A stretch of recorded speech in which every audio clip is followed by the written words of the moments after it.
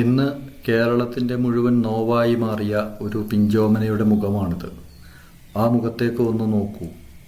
ഒരായുഷ്കാലത്തിൻ്റെ വേദന മുഴുവൻ ഈ ഭൂമിയിൽ ജീവിച്ച 1.5 വർഷത്തിനുള്ളിൽ തന്നെ അനുഭവിച്ച് തീർത്തതിൻ്റെ ഭാവം ആ മുഖത്തില്ലേ?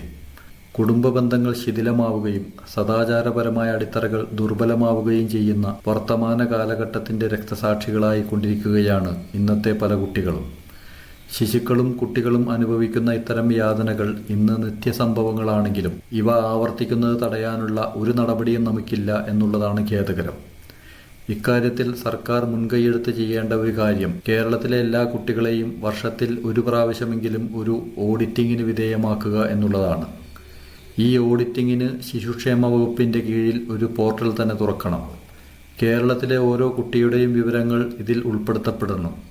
ലിവിങ് ടുഗദർ ബന്ധങ്ങളിൽ ജീവിക്കുന്ന കുട്ടികൾ, ഡൈവോഴ്സ് ചെയ്തവരുടെ കുട്ടികൾ, മാനസിക പ്രശ്നങ്ങളോ ക്രിമിനൽ പശ്ചാത്തലങ്ങളോ ഉള്ള രക്ഷിതാക്കൾ ഉള്ള കുട്ടികൾ തുടങ്ങിയവരുടെ മേൽ പ്രത്യേക ശ്രദ്ധ ഉണ്ടായിരിക്കേണ്ടതാണ്.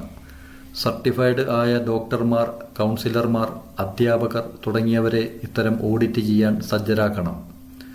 പ്രസ്തുത ഓഡിറ്റിലൂടെ കുട്ടികളുടെ ദേഹത്ത് കാണപ്പെടുന്ന മുറിവുകളും അതിനു പുറമെ അവർക്ക് സംഭവിച്ചിട്ടുള്ള മാനസികാഘാതങ്ങളും മറ്റും പരിശോധിച്ചുകൊണ്ടുള്ള വെൽനസ് റിപ്പോർട്ട് ഈ പോർട്ടലിൽ രേഖപ്പെടുത്തപ്പെടണം. ഈ ഓഡിറ്റിൻ്റെ കാലാവധി കുട്ടിയുടെ പ്രായമനുസരിച്ച് തീരുമാനിക്കാവുന്നതാണ്. ഉദാഹരണത്തിന് ഓരോ വാക്സിൻ എടുക്കുമ്പോഴും ഇത്തരം ഓഡിറ്റിംഗ് ചെയ്യാവുന്നതാണ്.